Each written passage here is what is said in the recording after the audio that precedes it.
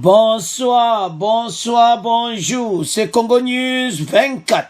Bande Konanga, comme toujours avant de commencer notre émission, nous disons merci à Dieu, nous disons merci à nos chers abonnés et téléspectateurs qui nous suivent partout dans le monde et en RDC. Bande Konanga, soyez les bienvenus.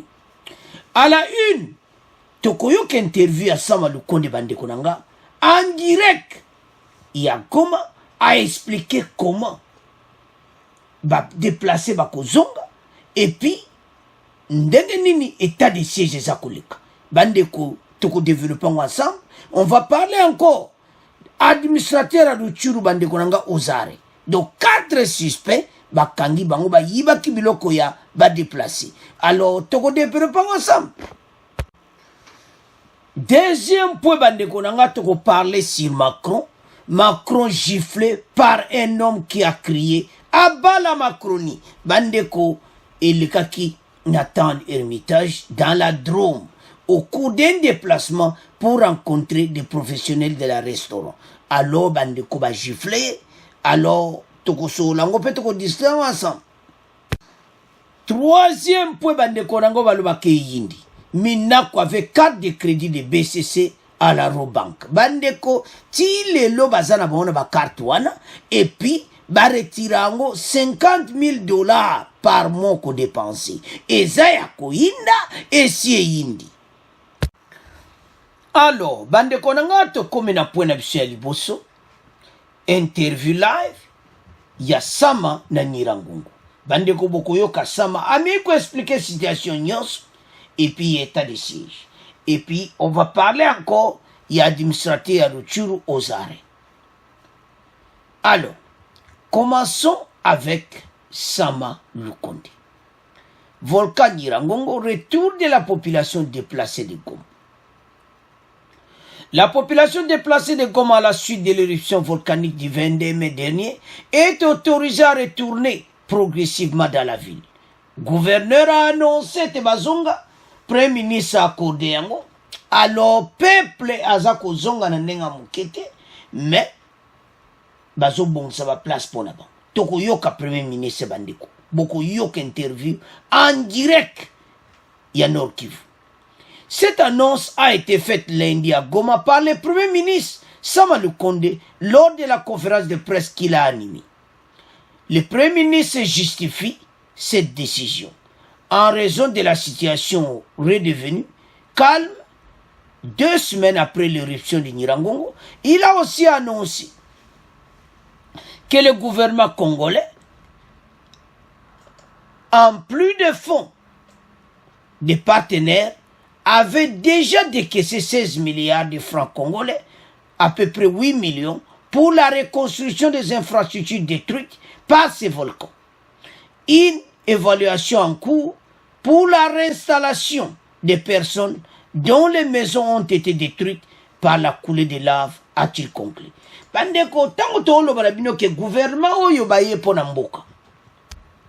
Avant même ba aide wana humanitaire otoloba ki obasi ese, gouvernement yemoko abimisaki déjà 8 millions, équivalent à 16 milliards de dollars, ba bandi déjà ko pona ko bongisa tamba ku bandaku na bango, ko tonga bandaku na bango. Accès donc na ba vivre donc ko lian makamu na bango ba kipe bango pona retour na bandaku ezati. Foko tia bango placement en attendant ba tonga bon bandaku. Bandeko ceux qui tozo mona te totelema. Sama Lukonde ye na gouvernement moko ya ba guerrier. Makamba so sala ezo lekela batu. Nirangongo, et Salami, gouvernement mis 8 millions de dollars, 16 milliards de francs congolais. Et bimi pena tant, et bimi déjà, bah tiango déjà wana, pour la reconstruction des infrastructures détruites par ces volcans. Donc, ben infrastructure nyonso, banzela, makamu nyonso, bandako abatu. Bango déjà va se battre 8 millions. Yemoko gouvernement congolais. Où y a sa bonne volonté. Bande wane za ou ebimi na trésor public. Mais mbongo sikoyo oyo batu bapesi sans kokonte. Bandeko to soutenir gouvernement oyo. Parce que tozali koloba biso nyonso Sama Lukonde eloni akosala voilà. Lui-même sur place azotala makambo nyonso. Bandeko oyebi mboka so eza na avancement, mboka so eza na masolo kitoko esala kelengi. Mais na émission ozopesa émission oza na plaisir ke mboka na nga ezoke na direction kitoko. Eloni epesaka mawa ba nouvelle monnaie ya bamiyibi oyo ti lelo ba carte ya visa obimi na kubakangi ye kuna parce que ye déjà na banque ya Robank. Donc ya ba carte ngo ba utiliser na bango kaka ti lelo. Boyeba ke obimi na ku azaki kala lerwa depuis Parlement, président Assemblée nationale, mazaka na carte wana. Mais toujours ya na pone. Eza ya kuyinda l'émission. Donc, mon boulot c'est koti pour la batabu. Alors, tout même ça pour en dit. Avançons. Son hôtel à gouvernement oyo, ils ont salé sengo ya kozala congolais. Mais pendant les 18 ans, nandenga mabeta na binompe. Bubaya ki déjà RDC. Na yoka ba congolais. Towangana te mboka ngo so to teka ngo to teka kaka to sito baye na biso mboka ngo pona nini bapaya bazaki na pouvoir et puis makamba za kosala to sepelaki na ngote mboka ezaki na désordre impunité partout koboma biso ne banyama donc c'est ça mais makambu lelo to ti mwana mboka nesika tala makamba bo. Ça fait du plaisir. Le premier ministre Sama Lukonde a annoncé que le gouvernement congolais, en plus des fonds donnés par les partenaires, avait déjà décaissé 16 milliards de francs congolais pour la reconstruction des infrastructures détruites par ces volcans. Dobanda Kwabatu, Babalabala, des meubles, tout ça. Une évaluation est en cours pour la réinstallation des personnes dont les maisons ont été détruites par la coulée de lave. A-t-il conclu? Si le gouvernement bobo zongo api baso bon sama solo pona banda kwa batu bandeko ba congolais tala ko mama moko to sanga to zala bomoko to avancer mboka na biso. Comme ça, bapaya wana nyonso oyo batiatia makele na ABC oyo badenda na balar na biso batu wana bavivre yango siku potango pene koki mwana mboka ne bonga avance masolo batu wana nyonso bakomela pema. Faci ayaki na makambo kitoko akoti na pouvoir akuti FCC à lui stratégie. Na lero ba congolais bazoloba. À quel États-Unis à lobby qu'il est temps de déboulonner le système dictatorial de Kabila. Aloba ki en États-Unis. Mais ba tomona ki okabo. A déboulonner dictature wana. Allez, FCC cache koufi. Mbala moko. Union sacrée. Masolo etambo. Gouvernement wey et préveiller défi en autant de balongi défi. Et c'est moi tout. Alors, sans plus tarder, Toyo Kasiko Sama Lukonde, bongo auto continue mission na biso. Monsieur le Premier ministre, bonjour. Oui, bonjour. Pourquoi l'Observatoire volcanologique de Goma n'a pas pu lancer l'alerte avant l'éruption du 22 mai?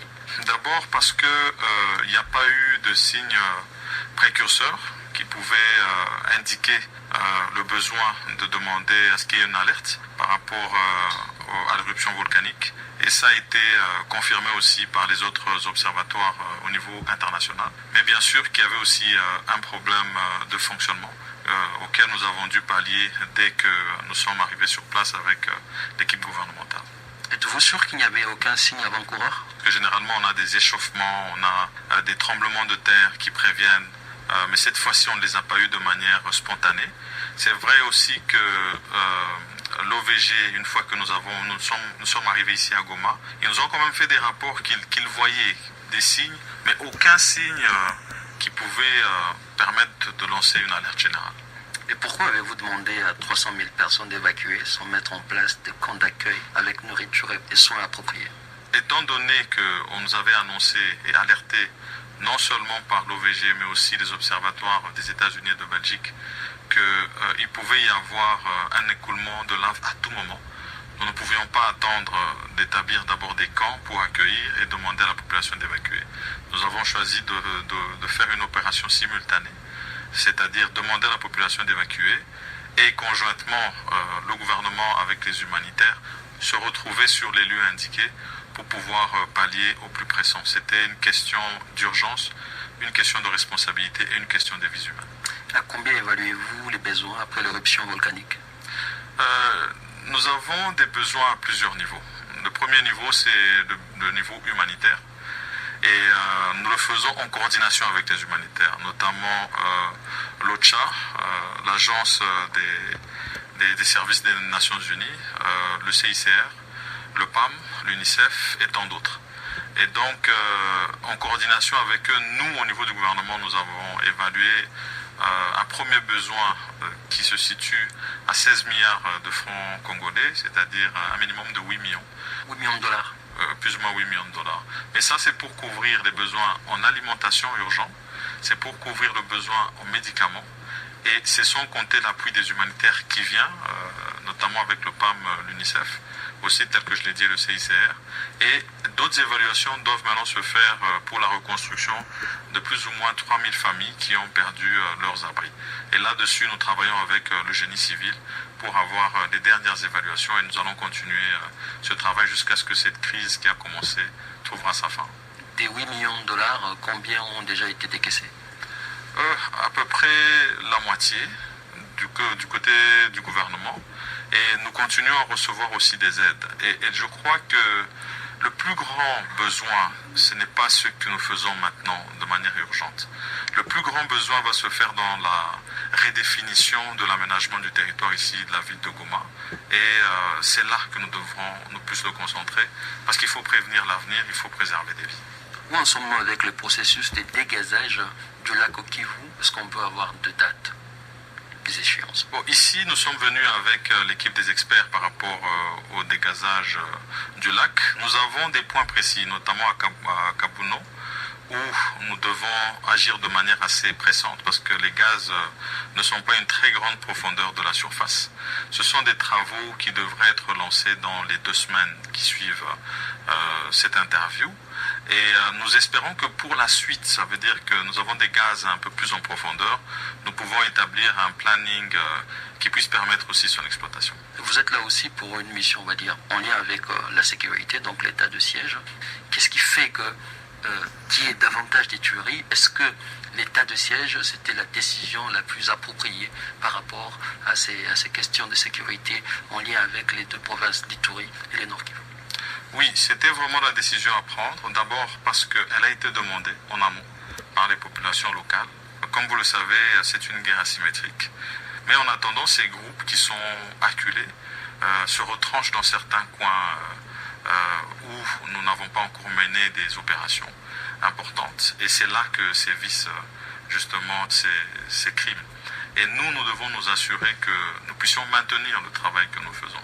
Nous regrettons et nous déplorons énormément les morts, surtout ceux que nous avons eu la nuit du 30 au 31 à Boga, de manière plus précise, où nous avons eu 58 morts. C'était l'une des plus grandes pertes que nous ayons eues en une journée.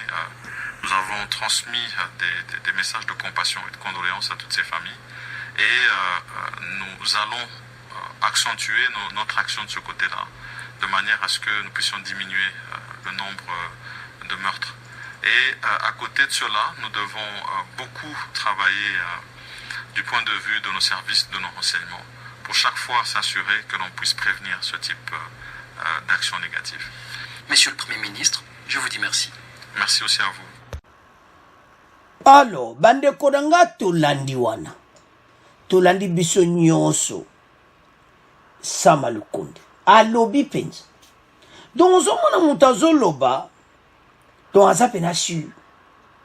Donc, aza pena bien. Donc, na makambo nyonso. Donc, aza na eloko moko azo regrete parce que aza na tout. bibundeli nyonso aza na maboko mbongo aza nango bapesi donc bazosala mosala vraiment à l'aise. Donc pas de blocage. Makambo za FCC cash ministre des finances kuna obimisa mbongo te mais ambala moko kasadi si mbongo ebimi pour ba soutenir Batagoma. Donc tant que vous travaillez bien ensemble mboka ezokele kitoko union sacrée bakosala progrès ndeko nanga tolandi wana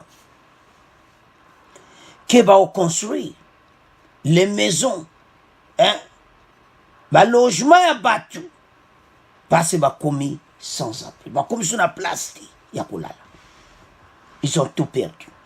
Alors le gouvernement zo sala ngo pour l'intérêt bolingo et l'aksaka pe comment olingi mboka tango olingi mboka na yo ko sala makamba bien ya otesa ba congolais chaque fois to telema weza mboka na bisuti mboka oyo ezangana yo bandeko na ngato osipote mboka oyo masolo kitoko mboka eza ko avancer nesengo tozali na tamoko difficile toleki batamoko apasi pourquoi pas to komi na gouvernement o tozotia espoir miso na biso ezala wana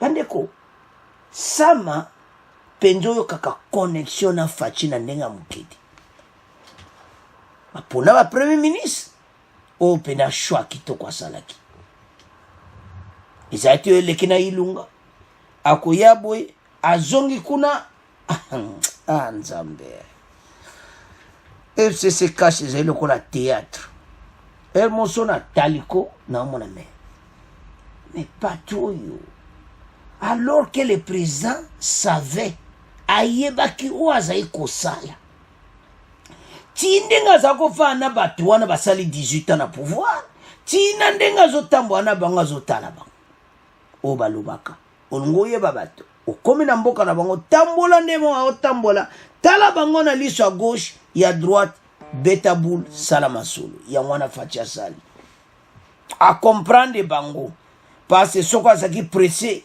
rapide mbelelo oyo badésordre mpe ekoti parce que bato wana on s'en fout ne faci akende mona ndenge stratégie bakobouge te bakoloba nini azolanda constitution azosala makambo nyonso en ordre. Alors bandeko nanga tolandi Sama Lukonde il a bien expliqué situation à Nirangongo bakotonga batu bandako passo maintenant en état de siège batu baza okufa bi oui on connaît surtout esalama kiwana oya batu bakufa ki ebele wana abi batu wana ba profiter côté on a no armée à comité. Alors il faut armer pour le moment ça partout pour na ko éviter batu renfort parce que 5 renforts de partout armée police bazala yango baponaki mwa kwemo bo bazala kite bakuti do basasi batu mais bandeko nanga tango zokoka état de siège bakangi dia batebe bolani na émission passée bakokanga batu wana nyonso ADF akoma par terre bitumba oya est bandeko tozala clair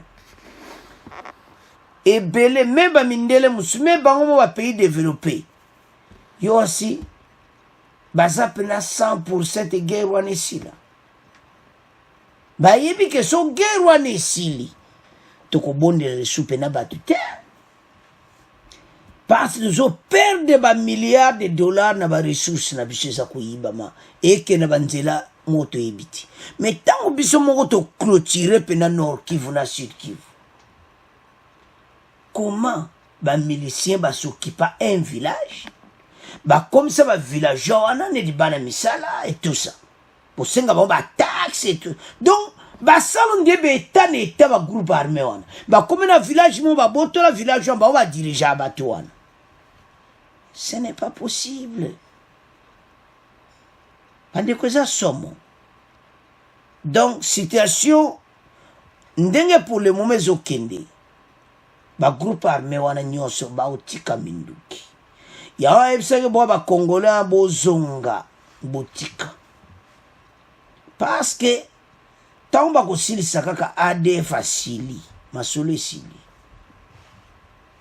donc ya kapo aboma bandeko ntango barecruteka bajeune wana bozomona bajeune baza koutilize koboma bato bayebisaka bango ke toke bakopa baminere tout ça okobonga ntango bakoma kuna moni komakama koboma bato donc bakosaka bango bongo mais aventure na mo ekokoma na suka ndeka tolobaka avec Dieu tout puissant et RDC tokolonga tolekeni bamona administrateur de Rutshuru aux arrêts Sama Lukonde l'avait dit qu'il faut battre subir rigueur à loi.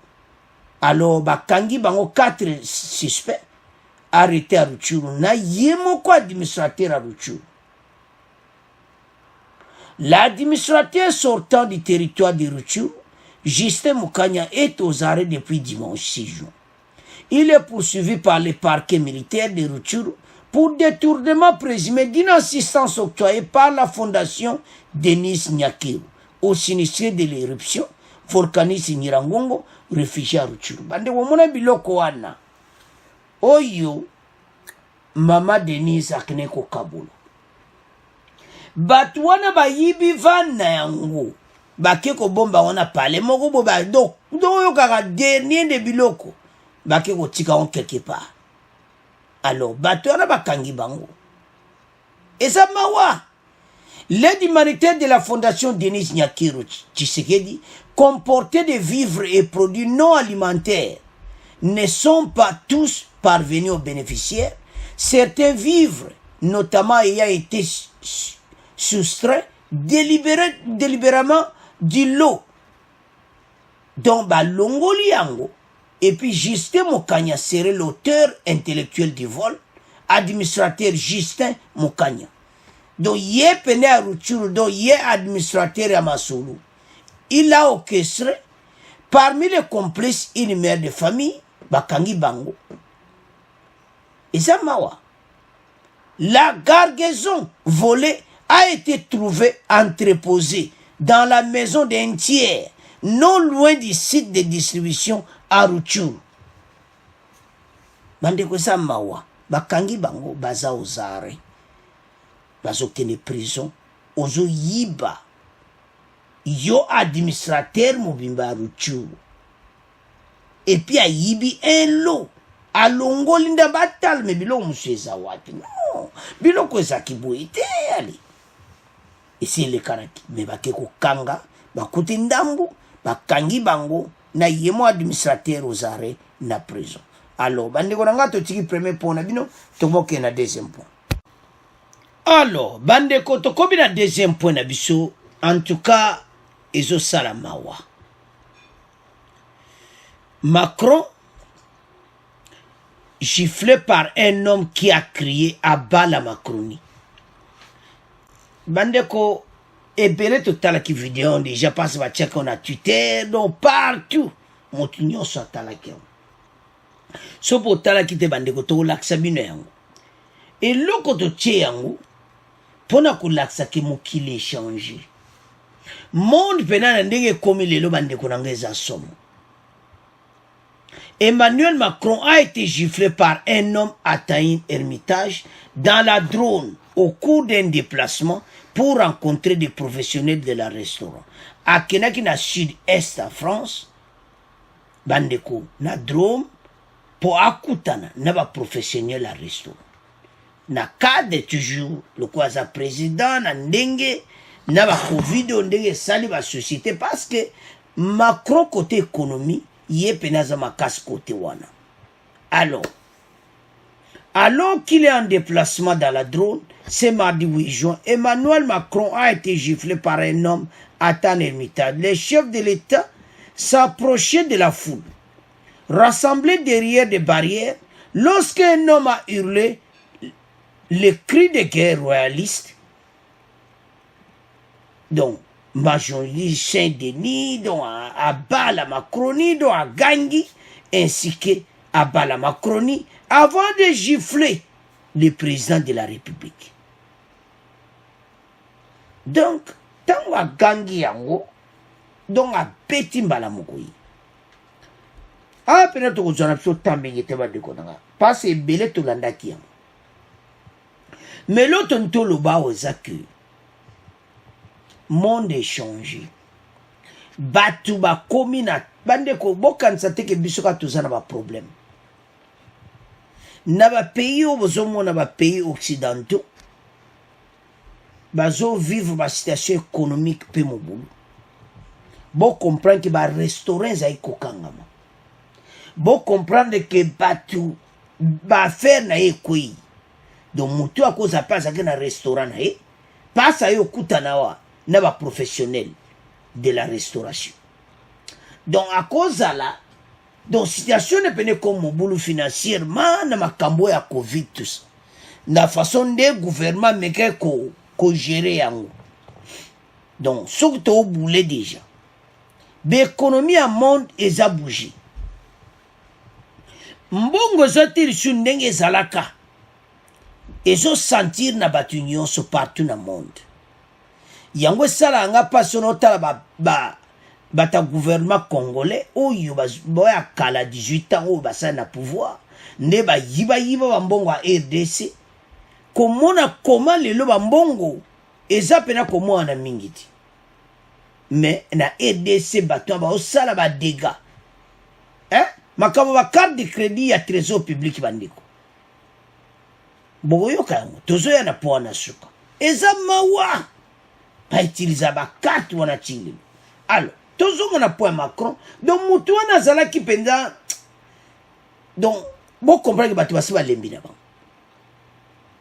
parce que gifle président de la République boye donc aza pena na problème moko sérieux bakangi toko yoka version na ye parce que ba checker ya zate mutaba oh mutu a criminel ou non azane mutu bela za un problème te donc et ça va situation va finance va restaurant de kangamba va kamga ndingwa donc mais dans vérité va lobité mais on to boulé déjà parce que tout le monde a que l'économie de zay pour boulot alors tout landa vidéo oyo bon to continuer mission na biso.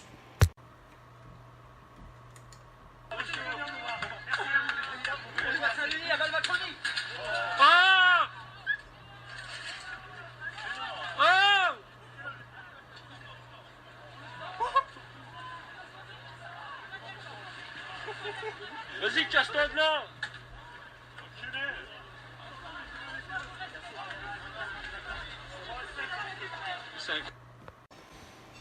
Alors, bande konanga tolandi wana. Donc, Agagi Makasi, cri de guerre royaliste, Montjoie Saint-Denis, abat la Macronie. Bandeko, l'homme qui a agressé Emmanuel Macron, homme portait un t-shirt kaki, une barbe noire, moni à latinina kaki, une barbe noire et une chevelure longue. 2 personnes ont été interpellées à la suite de cette gifle. Les 2 hommes sont âgés de 28 ans et sont originaires de la Drôme. Ils ne sont pas connus judiciairement, a indiqué au Dauphiné libéré le procureur de la République de Valence. Procureur ta makamba kangi batwana bimutwana aza pena ba antécédent judiciaire mais bako samsa mba yeba pourquoi salibu mangeba okangai. En ce stade de garde à vue, leurs motivations ne sont pas connues. Le principal suspect s'appelle Damien Ti et son complice Arthur, selon le Figaro. Donc Figaro a expliqué en clairement il y a autre toyoke formation toyeli ba bonne na so ba tanga yango et ça la ka bien. Ba vérité pena masou. Alors bande ko botala na niveau yo. Mokile komi botala nda gifler. Donc ça déjà un problème sérieux. Awa procureur binan ba yebi tinate o a gifler. Mais ce qui totali ayaki ba kama restauration. So totali nande ba restaurer kanga mina l'era Covid. Batu bambongo ezate. Donc bande ko corona oyo virus oyo détruit mokile. Yango toujours sabatu que to il me kakoyo ka bo autorité mboko bazoloba. Ba ça pour l'intérêt ya batu. Mais ça là batu kanda même pas na biso bato bazali na koleta balobi ke oba fatia lobi ke fatia zotala aza mutu akoli na poto ayebisi bato ke bato mpe na kini baki na kanda. Alors donc so tocomprendre mokili échange bandeko maladi oyo ya covid échange mokili parce que so natali kaka na ocomprendre ka moto aza na colère baaffaire na ye ekufi badécision Macron azwaki. Donc so na obule kaka bongo malgré nani boto yebi ntina te mais soko otali ocomprendre ke motu oyo ta ye wana t-shirt na kaki tanda tombo loboko na ye vraiment abeta président de la république mbata. Bon aza na garde à vue bazoze basamisi bayeba pwani asalaki to tika wana bino tokomoke na point oyo eyindi oyo bamiyibi oyo oyo bazodétruire RDC. Alors bandeko na nga tokomi na point na biso oyo ebomi mboka, détournement de deniers publics. Mina kuti lelo azalaka na carte wana visa secret bimi na Robank yakanisi asalango secrètement bato bakoyeba te mais déjà bakombo na ye ezalaki na kati ya liste ya bato tu baza na bakarte wana ntango depuis azalaki président ya assemblée nationale. Nzambe doma mabunda nyonso bazali kosasa bambongo awa. Nzambe bandeko situation eza mobulu, situation ya mobulu nde totieli bino wana kombona koma badétruire économie ya mboka bato oyo. Donc nande tozoloba wana scandale na banque centrale ba carte de crédit minaku ya ye nanu kutu. Nzambe badeactive yango mbala mo banilaki yango. Alors ye secrètement alobi mbala moko na banque ba extraire carte wana trésor public. Bandeko eza makambo moko na compte. Donc so no tala pona nini motema mabebo poni bolingi mboko oyo te. Pourquoi bolingi RDC te? Pourquoi bobomi biso mboka boyi? Bandeko zo sala pasi pour voir comment bato yo baye na pouvoir baye na banka koboma biso baye na banka ko détruire économie ya mboka. Nzambe bandeko totelema fatia eko sauver mboka. Soko zomona yango te fachi pena eko sauver mboka parce que bato oyo ba détruire économie ya mboka na ndenge ya mokete. Soki nazotala mutu moko azobenda mbongo oyo donc ezali na valeur que mutu bango akoutilize yango $50,000 par mois ba dépense. Mais banque eza toza na mbongo te dépense eleki na ndenge ya mokiti. Tonasi na bango na banque centrale mayele esili bango bazoyebela oni ya kosala te. Affaire carte visa Obin Minako demande au DG de la Robank d'extraire son compte carte de crédit émis par la BCC. Parce que mon qui va se bloquer carte wana. Oye koli avance. Wana linga kenepe bwebe ameko utiliser ka bwibeti kano. Bwe asala ka bwe simbiti. Ya sali lettre officier. Kuna na bank. Na mayele kaka na bato officier. Mais ekoyebana nango kaka. Pourquoi vous n'avez pas fait ça avant? Bandeko, ce qui nous a la comme ministre des Finances, Oyo Sele Oya FCC,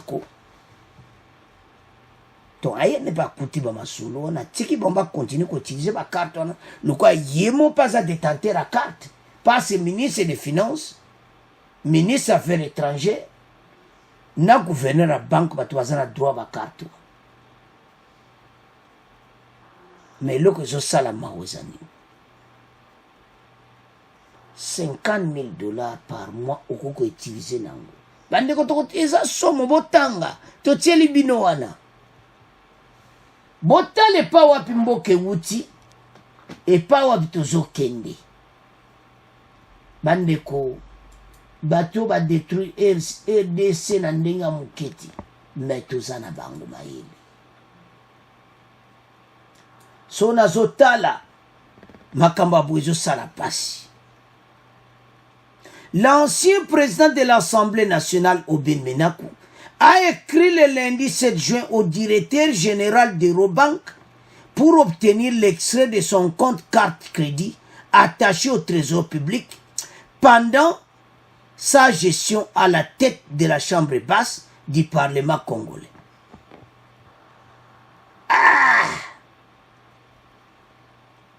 Olingo mekape des ans ça utilisé na yampango. Mais les lois au senga extrait nango donc d'extraire son compte carte de crédit émis par la BCC. Pourquoi demander ba extraire nango siko? Bandiko batoyo bo kansa azalaki depuis quand til lelo yazana carte wana to calculer ka delete Obiminako banda azalaki président ya Assemblée nationale bandeko til lelo combien d'années Nzambi yango trésor public eza ko signer bandeko do eza ko signer na ndenga mukete do ba mbongo zo bima non bato faut baza na prison na so mona ti ndeni ba ko survivre na dossier oyo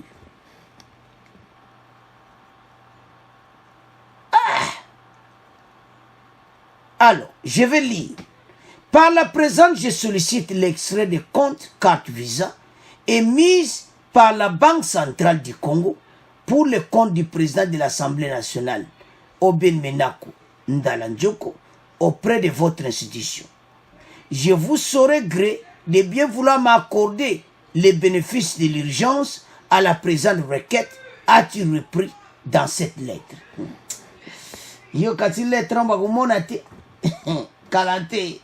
Ekoleka na réseaux sociaux kaka lelo après émission bayaya botambusa na réseaux sociaux Menakou yo za première victime avec des preuves hein et ça ka kombote mes preuves penaki ti lelo carte wana ezaki na compte na yo mais pourquoi annexer ça à votre compte? Ça c'est première question. Hein? Question de Zotuna. Pourquoi cette carte de crédit attachée au trésor public? Pourquoi Exala annexe? Donc, Ezalokola, donc, à l'ongolimbon, on a carte, on a l'exipé na compte na. Alors que ce n'est pas comme ça. Yo qui ne peut utiliser carte, on a libanda. Oh, bande konangai. Oh, bande kumbokawa. Non, je ne comprends rien. La carte de crédit na compte na yo et ça n'a rapporté qu'au salama bongo te carte on les a yoté. Il y a carte à trésor public ba pécio pour dépenser pour l'État. Mais donc mélange. Il y a l'été et bante yemo ko yebanete ensemble masolo ka keke.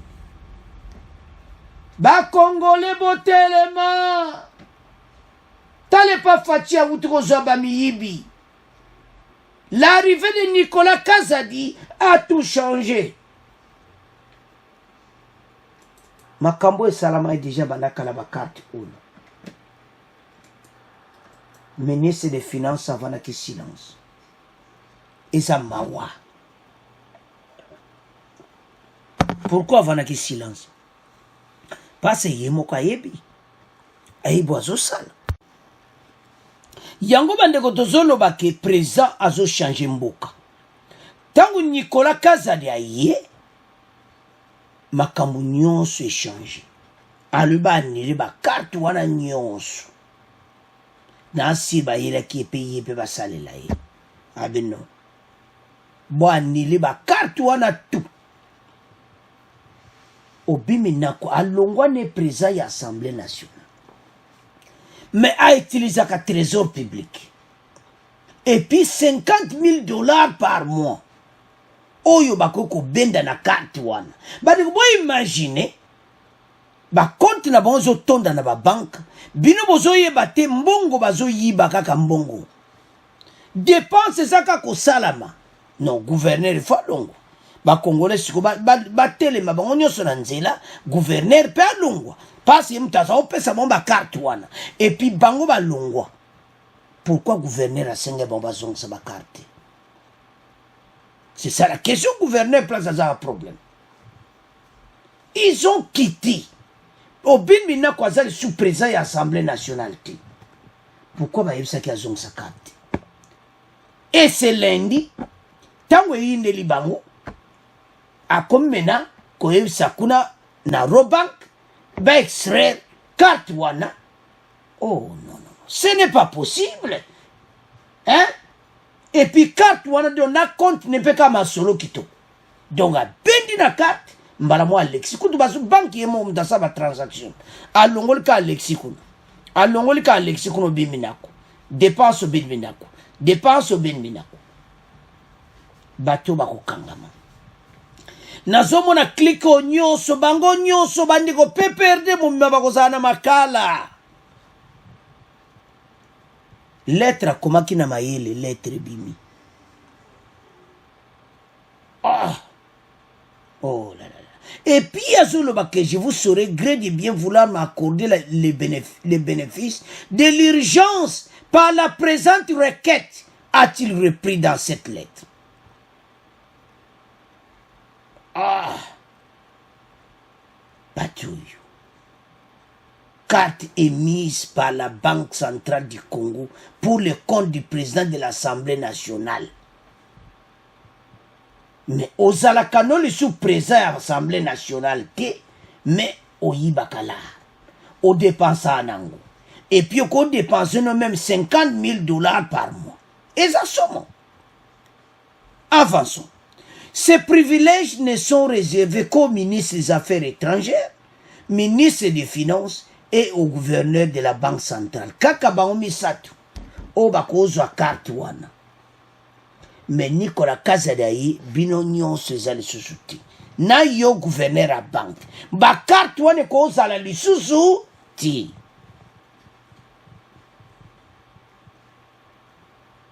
Et ça somme. Mais d'après l'IGF Gilles Linguete, plusieurs personnes qui n'ont pas qualité détiennent ces cartes et perçoivent en retour 50 000 $ par mois. Ah, Nzambe. Gouverneur de la Banque centrale, il y en a. Non, a démissionné. Pourquoi il y a ça bango ba yozong sa ba carte? Pourquoi tika bango? Et puis baton ba retira ka 50 000 $ par mois. Même boke kuviti. Totianan. Tambwe Mwamba. Janine Mabunda. Batu nyonso wana ya haut niveau. Ezala ilunga lunga. E batu nyonso wana. Bazai kozwa carte. Tamu ye gouverneur à banque. Azo salama makambo oyo. Ayibite ke Congolais za na mbongo te. Ayibite Congolais azo souffrir. O tu peux 50 000 $ chaque mois ba dépenser ka gouverneur. Nzambi. Nzambi. Émotion émission. L'ancien président de l'Assemblée nationale, Bazoul va bien l'ancien président de l'Assemblée nationale, mais Bazoul détenir carte. Tala lera yeko sa banque à Longola yango na compte nae le 7 juin 2021. Bandeko, ça fait mal. Et ça la passe comme on a comment bateau va détruire RDC. Va détruire RDC bandeko nangana ndenga mukete. Donc ce que nazo tala na bia Nzambe. Oben Minako. Ozalaki président de l'Assemblée nationale banda. Hein? Quand au Bandaka Tilelo 2012 à 2019.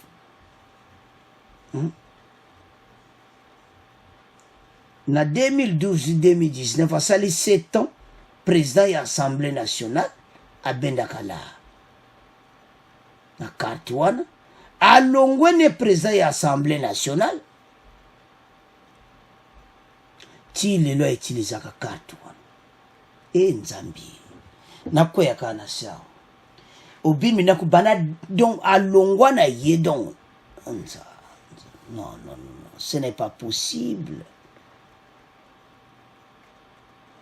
Obin. Donc bambongo azeko je m'excuse moi kuna salaire koloba date ya Longwa. Donc dans 2012 né yazalaki président de l'Assemblée nationale. Ah, mais bandeko situation za mobuluté.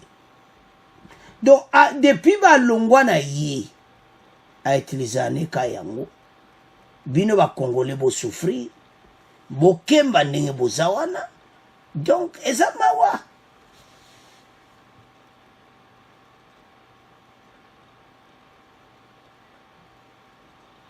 Donc a wumeli pena nangoko banda 2012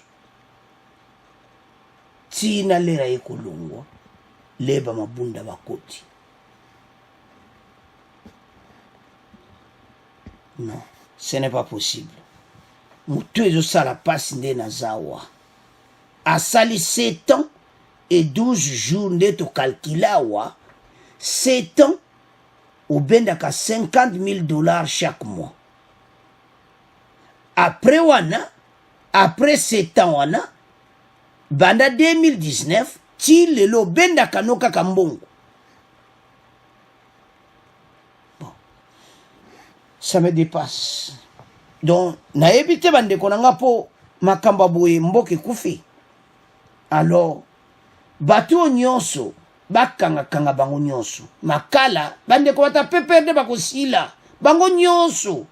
Nazo mona te bakobika koma parce que ça ba carte tikali ba dossier donc le problème est ça wanako et ça ministre nani gouverneur à banque à Longwe ba che gouverneur à Sika wana siko gouverneur à Sika après ça va relever nyonso ba dépense ba to basala boko mona baza capable na ba chana bango biloko na donc tout baza dépenser on te pona compte à gouvernement